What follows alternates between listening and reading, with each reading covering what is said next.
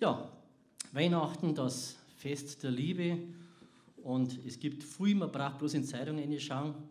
Ich habe es am Samstag wieder durch, ich schaue gerne die Kontaktanzeigen an. Inzwischen machen sie ja mit verschiedenen Sachen Werbung, was mit der Person gar nichts zu tun haben. Aber viele sehnen sich im Weihnachten nach Zweisamkeit, die das ganze Jahr allein sind.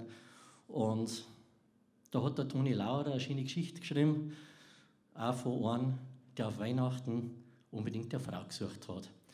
Und dann hat er einen weihnachtlichen Liebesbrief geschrieben.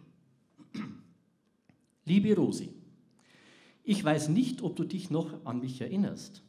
Ich bin der wo mit dir beim Sommer, beim Volksfest einen leichten Unfall hatte. Du hattest einen Ford Fiesta und ich einen Rausch. Mir ist ja weiter nichts passiert, wie ich dir als Fußgänger die Vorfahrt genommen habe. Aber dein Auto hatte eine Duin. Ich bitte dich dafür nochmals um Entschuldigung, da ich nicht Herr meiner Sinne und auch meiner Füße war. Aber das ist nicht der Grund für meinen Brief. Ich habe mir damals schon gedacht, Sachsen, wie ich dich gesehen habe. Das war wahrscheinlich auch der Grund, warum ich dir ins Auto gelaufen bin, neben die 5 Maß. Und als du nach dem Zusammenprall ausgestiegen bist und dich über mich gebeugt hast und ich in dein T-Shirt gesehen habe, habe ich mir gedacht, die schaut nicht bloß gut aus, die hat auch einen Mordscharakter. Genauer gesagt sogar 2. Ich schreibe dir jetzt kurz vor Weihnachten, weil ich dich bis heute nicht habe vergessen können. Du gehst mit dir den Kopf herum und jetzt im Advent ist man in einer Stimmung, wo man sich denkt, das war schon was. Damals bei der Unfallaufnahme hast du als Familienstand ledig angegeben, was ich mir trotz Trunkenheit gemerkt habe. Doch getraut habe ich mich bis heute nicht, dich zwecks Veränderung des Familienstandes anzusprechen. Aber heute habe ich mir ein Herz gefasst und schreibe dir diesen Brief.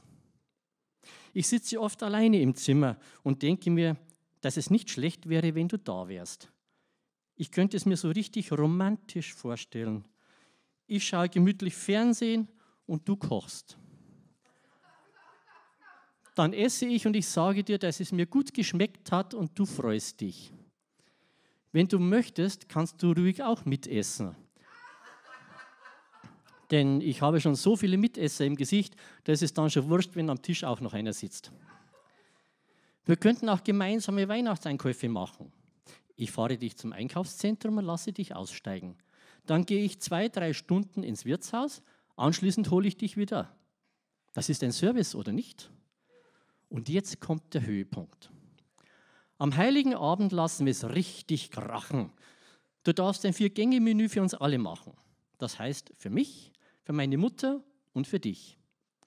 Ich zahle alle Zutaten und auch meine gut sortierte Küche steht zu deiner kostenlosen zur Verfügung. Du müsstest nur berücksichtigen, dass meine Mutter Zucker und Fett nicht verträgt, aufgrund Zucker und Gicht. An den Feiertagen kannst du dann mit meiner Mutter spazieren gehen und damit ihr euch näher kommt. Wenn sie dich mag, spendiert sie dir eventuell sogar im Café einen Kaffee. Da lässt sie sich nicht lumpen. Ich könnte dir noch so viele verlockende Vorschläge machen, aber ich denke, für den Anfang reicht's. Du wirst dich vielleicht wundern, warum ich trotz dieser idealen Gegebenheiten mit 39 Jahren noch solo bin. Ehrlich gesagt wundere ich mich auch. Meine Mutter sagt, wenn die Frauen wüssten, was ich für eine gute Partie bin, ich hätte an jedem Finger 5. Aber die brauche ich gar nicht, denn du würdest mir schon reichen. Rühr dich.